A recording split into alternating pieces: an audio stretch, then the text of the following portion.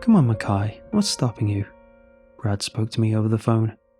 You're single, your career's kicking off, you got a good reputation around the block.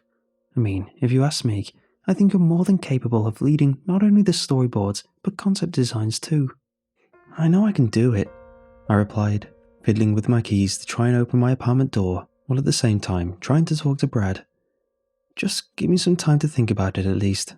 Is that okay? I finally got the key in the lock and let myself in.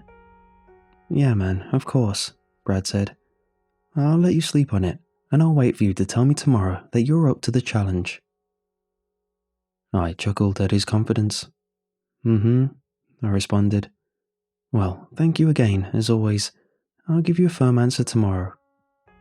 Alright, brother, you take care. You too. Good night. I hung up the phone, threw my stuff onto my bed, followed then by me, and stared at the ceiling. I'd just been given the opportunity by the studio to serve as a leading consultant for storyboard and concept art on the new cartoon the network was producing. Did it finally pay off? All those years of interning, studying, drawing, and scribbling during class as a kid, and not even paying attention? Guess so. In truth, I was being a little overly humble and modest over the phone to Brad, the art director for the project. Of course I could do it. I knew that without a doubt. But I also didn't favour making such fast decisions. I wasn't going to be able to sleep easily the whole night. My mind would be racing. I stepped into my art studio, surrounded by the many colourful designs plastered on the walls. They were creations over the years from when I was young. Some recent, some I'd made on road trips when I was bored, some during study hall in school, and countless more I don't remember exactly when I made them. Sitting on my drawing board was an unfinished project I'd started last night, but didn't get around to completing, and probably won't anytime soon. It only possessed a head and shoulders, not even hair or eyes. I don't really know what it was supposed to be. A character, an object, an animal. Who knows? That's how my imagination worked. I just sort of drew whatever comes to mind and go with it. One of the pieces hung on my wall was my first drawing. Well, first complete drawing, I should add. At least that's what my mom said it was. And looking back on it, she always knew I would have a natural talent for art. I was 4, I believe, and she said it was the best drawing she'd seen from any 4-year-old. Any mother would think that of the child, I'm sure, but my friends and other relatives said the same. It was a drawing of what I could only describe as perhaps a hybrid between a cute little bunny and a tiger cub. It had the features of a bunny, with a fur pattern of orange and black stripes. I like to think that was due to me watching Winnie the Pooh around that time, and having a special liking to Tigger. It was the only explanation I could think of, but as I was viewing it, I spotted a rather minuscule but distractingly odd detail I just noticed. Near the bottom right corner of the paper was a small black speck. Why was that odd? On a piece of paper over 20 years old in which wear and tear were bound to occur? Well, you'd be amazed at how well kept this drawing was after such time had passed.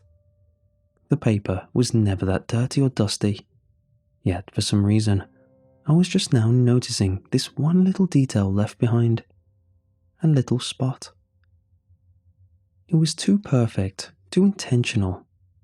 Oh sure, I just put it there myself when I first drew it as a child. That was the probable explanation. Kids do weird things sometimes. Maybe I just felt the need to put a little speck with my pencil or pen and left it there when no one but myself would notice. Then again, nothing else on the paper reflected that whatsoever, and the entire drawing was in crayon. What might have caused that? Was it believable that I had a random pencil or pen just lying around at the time? It's plausible. But why would I have done that? I kept trying to contemplate in my head what my 4-year-old self might have been thinking. But how the hell would I know? I was a pretty weird kid, and it was such a distant memory. Maybe that was my way of signing my art when I was that age, you know. Signed here, Mackay Phillips, in a black dot. That's how you knew it was me. What the hell was I doing? I had sleep to catch up on. Brad had convinced me, and by the next 2 days, I was sketching new ideas and designing new storyboards for the show.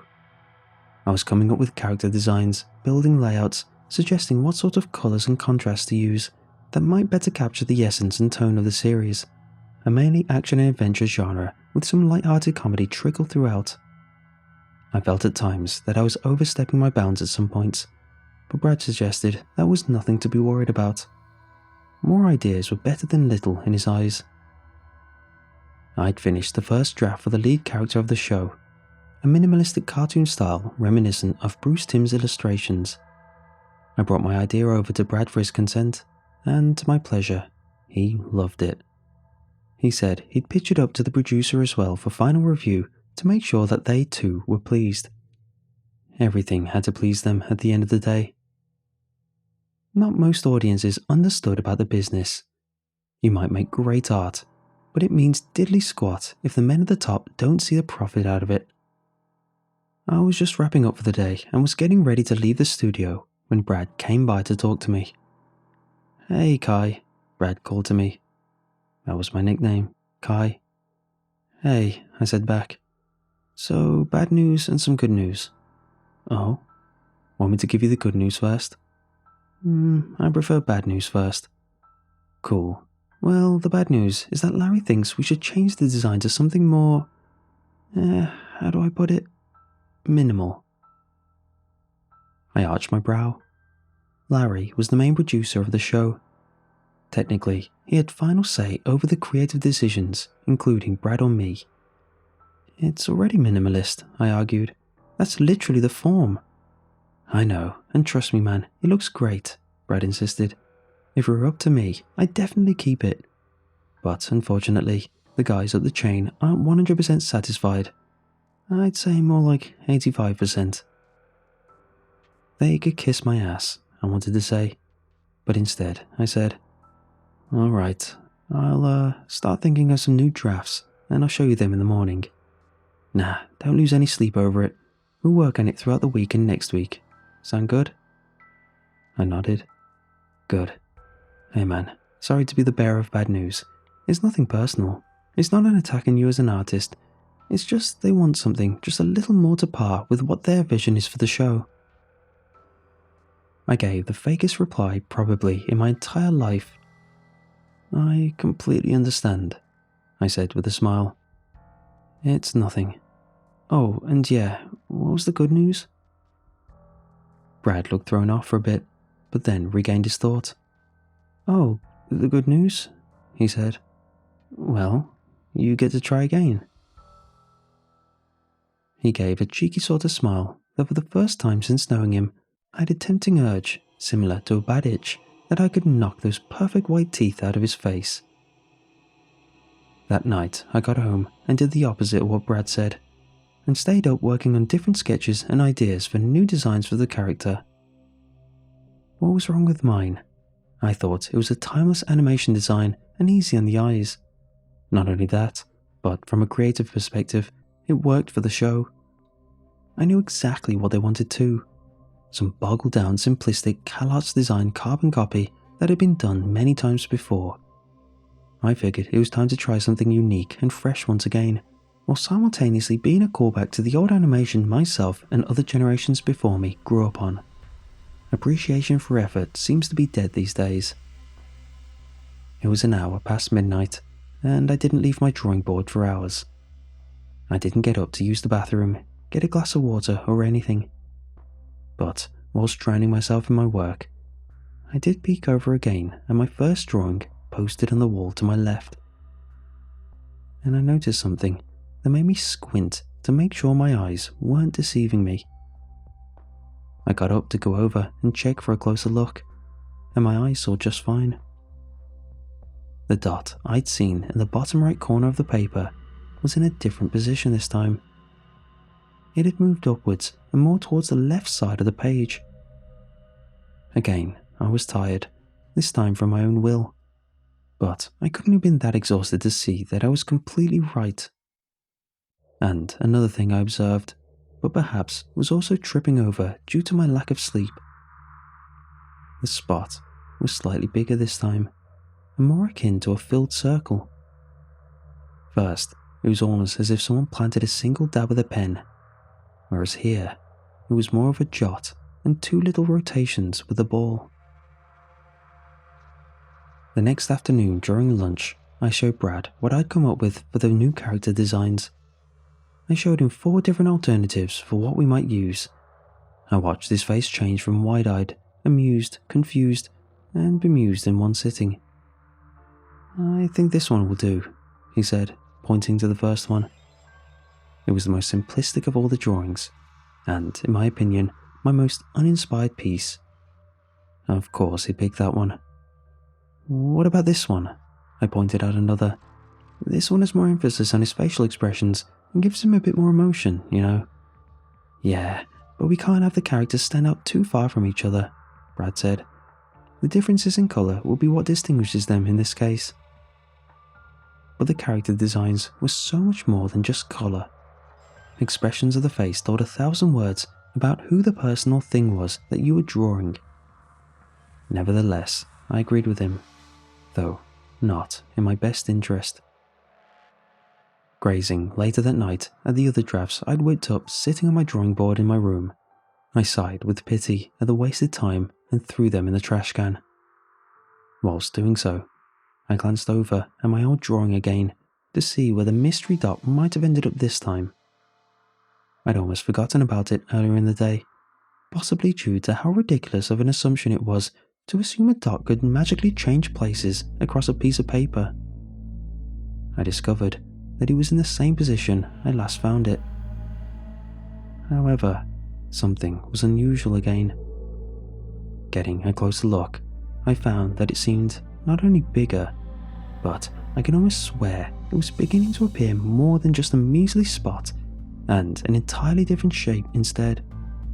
But it was too small to see with my naked eye. I took a magnifying glass from my desk and placed it at a good distance between my eye and the paper. I squinted to my right to get a good look at what I was seeing. It didn't make sense. It was a shape of some sort of figure. A person, I could have sworn. It was a black silhouette of a humanoid shape, and it looked to be in amazing detail for it to be so shrimpy. I just knew that if I could somehow put a microscope over it, I could get a completely detailed and intricate picture. It was so strange. It hadn't been a dot after all. It was a vivid picture.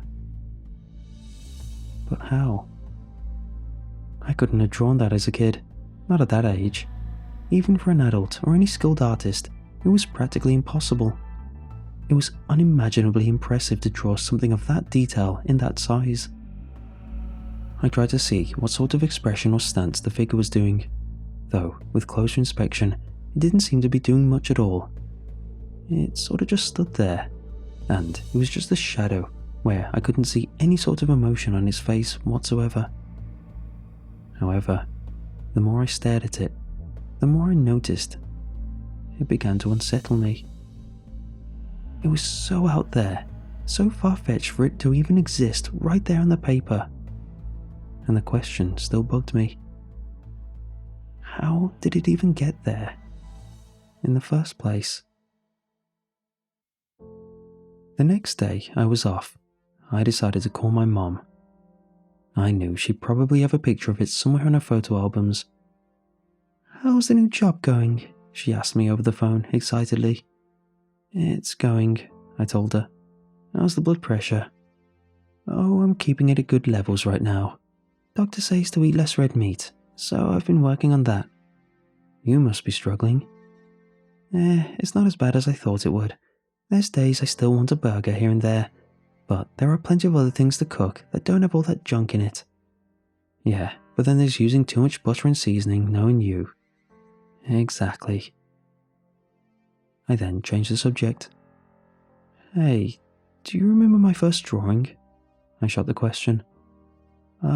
Well, I remember a lot of your drawings," she replied. "Your first drawing?" "Yeah, the one I took with me. It used to be in the fridge all the time." "Oh yeah, the crayon-coloured one." "Mm-hmm. Yeah, I remember that one. What about it? I know this is random, but I was wondering if you had a picture of it somewhere in one of the photo albums or somewhere. There's this small little detail drawn in the picture that I swore wasn't there the first time I drew it. I just want to be sure, out of curiosity, you know? I may have it somewhere. Hold on. She and I talked a bit more while she looked around through the photo books for the old drawing. She knew she'd taken a picture of it somewhere. That's what she told herself, at least. She usually did with these kinds of things, just in case they ever got lost. My mother was also from a generation where photos weren't exactly scarce, but also held more value, which captured special memories and moments to last a lifetime, compared to nowadays, where it's easier than ever to take a photo, giving less need and maybe want for a photo album. It was a good trip down memory lane for her, as she would make warm-hearted comments and exclamations of joy as she told me all the old photos she'd turn the page over and find, whether they be baby pictures of me and my siblings or old family vacation trips when Dad was still around. Eventually, she struck gold. "Well, what do you know?" she said. "I found it." "Wow," I replied. "I'm actually surprised it was that easy. That's why I keep telling you to start getting a photo album so you can have these memories kept forever.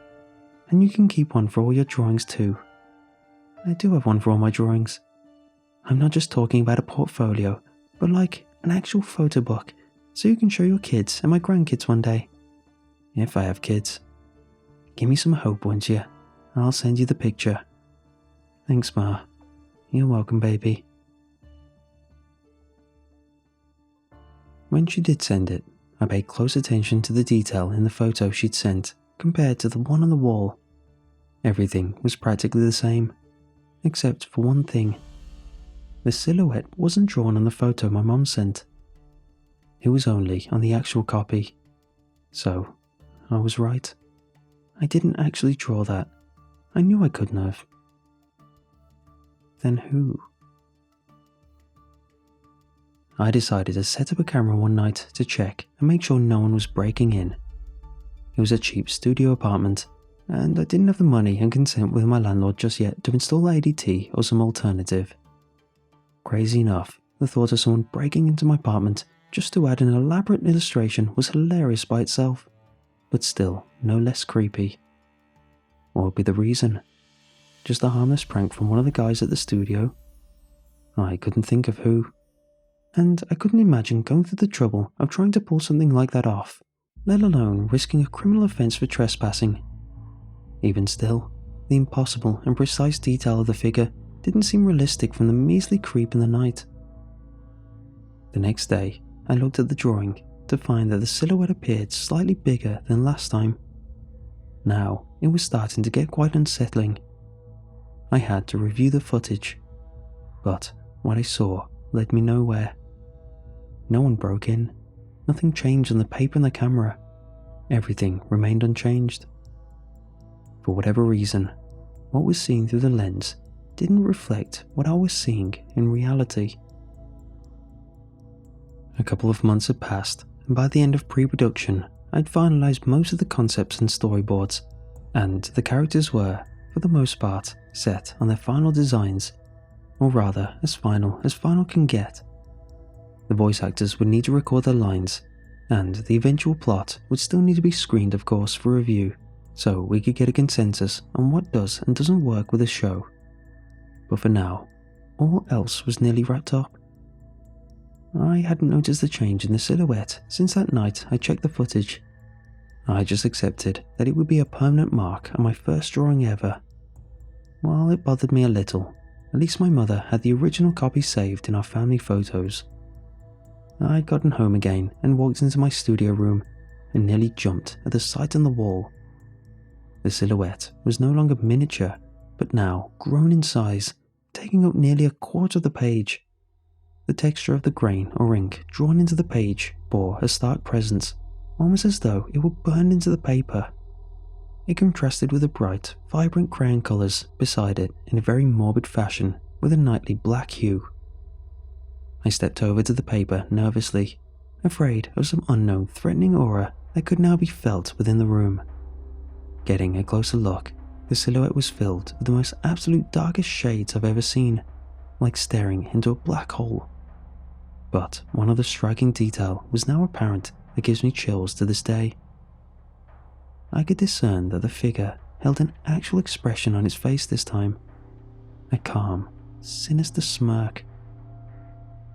I grabbed the paper off the wall and put it away in one of the bottom drawers in the studio. The last thing I wanted to do was see that thing every day I walked past it. That night I slept well up until around 2 or 3 a.m, when suddenly I thought I heard a noise from within the studio. It sounded like a tapping or light banging against the walls or drawers.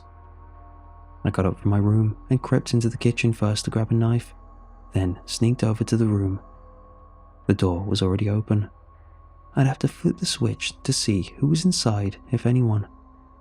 Damn, I hoped there wasn't anyone. I cautiously turned on the light to the room, the illumination straining my eyes, and then quickly scanned the area. Nobody. A sigh of relief came over me, and then I suddenly felt silly for getting worked up over nothing. I then looked down at the drawer that I discarded the drawing in, glaring at it for a moment. Why not? I thought. I put the knife down on the dresser and kneeled to open the drawer, grabbing the handle.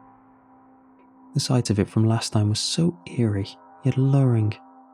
But I'd already considered throwing it away ever since it became a noticeable presence. So I figured I might as well do that since it was giving me all this trouble. My hand pulled on the dresser handle and it opened to reveal that malicious smirk, now covering the entire page, the size of an actual head, staring directly into my soul. I jumped back onto the floor and froze for a bit. The eyes and the face, and my old drawing. It was gone. I couldn't even see it anymore. It had been replaced with whatever this thing was. After getting myself together, I immediately burned it with a grill outside on my balcony, burned it to bits and discarded them over the grass. I watched it disappear into the night, still shaking from that god-awful sight. I might as well have killed an old friend, a piece of my memories. I thought to myself, at least I had the original though, if not the physical copy. But when I looked back at the message my mum had sent me of the picture, it was gone. It appeared as though the file had been corrupted or something, and I was unable to view it. I had saved it in my gallery on my phone as well, right after she sent it. But still, it was nowhere in sight, like it never existed. I tried asking my mom the next day if she could try sending it again, but to her surprise, the photo was ruined. Somehow, the image was blurred and awfully distorted to where it was unintelligible. She didn't spill anything on it, and nothing could have possibly tainted the photo from where she placed the album, she told me, as none of the other pictures were at all affected. There was really no way to explain it. It just sort of died. That was the only copy she had, the last living proof of it even existing. Later that day, I hung out and had a couple of drinks with some friends and colleagues from the studio, and pretty much went through a mild 5 stages of grief within one evening. I felt like a piece of me was now gone from losing the picture, but I knew there were countless more creations to be made and hundreds that I did create. That was the beauty of art, I told myself in a drunken slurred speech to my buddies, that art preserves and is forever in all aspects, or something sentimental like that. I don't really remember. I was plastered. One of our DDs took me home that night and made sure I got inside my place safely. Still inebriated, I stumbled into my room to undress, but first decided to make a trip to the studio. I turned on the light and looked around at the various other projects I'd made over the years, soaking in my vanity, glory and pride. "How about that, huh?" I said aloud to no one. "Huh, how's that? And there's more where that came from." It was my big F you to the silhouette and the loss of my first accomplishment. I didn't know who I was trying to prove myself to or what, but that didn't matter. I was so out of it, I couldn't even see the hangover that was about to hit me in the morning anyway. As I was turning to leave the room, I took a glimpse at one of the other drawings that put me in first place for an art contest back in 4th grade. It was a spin on Salvador Dali's Persistence of Memory. You know, the one with the melting clocks. It was my favourite painting, and I decided to do one of my own, but with a warped depiction of my bedroom at the time. In it, my bed was melting into the floor, the trophies and toys on my dresser liquefying bit by bit. The window pane seemed to turn flimsy. Some of the walls were even oozing. I even drew it to where you could see a bit of my bathroom door open, and some of the inside, like a mirror, sink, toilet, shower.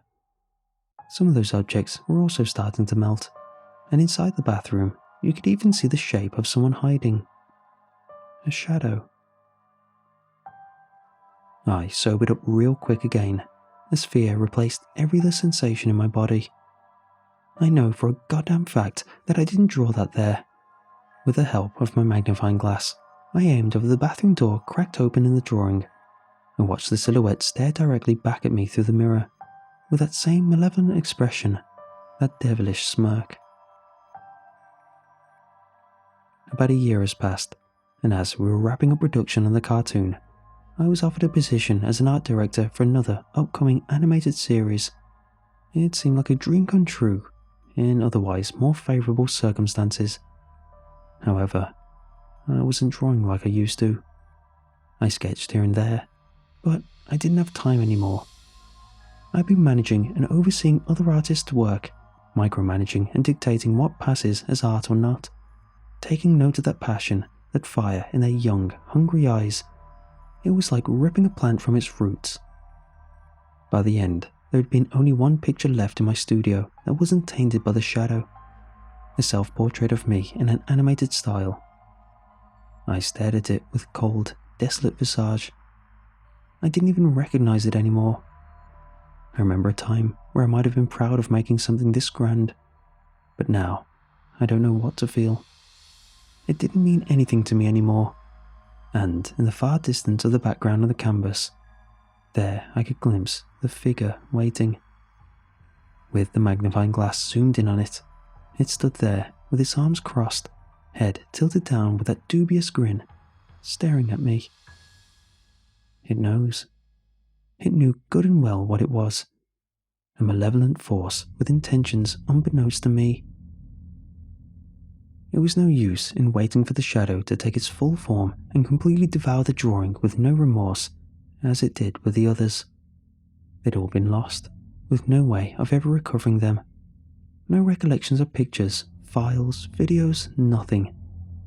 All disappeared from the face of the universe. And with that, I decided to do the honor myself and burn the last one standing.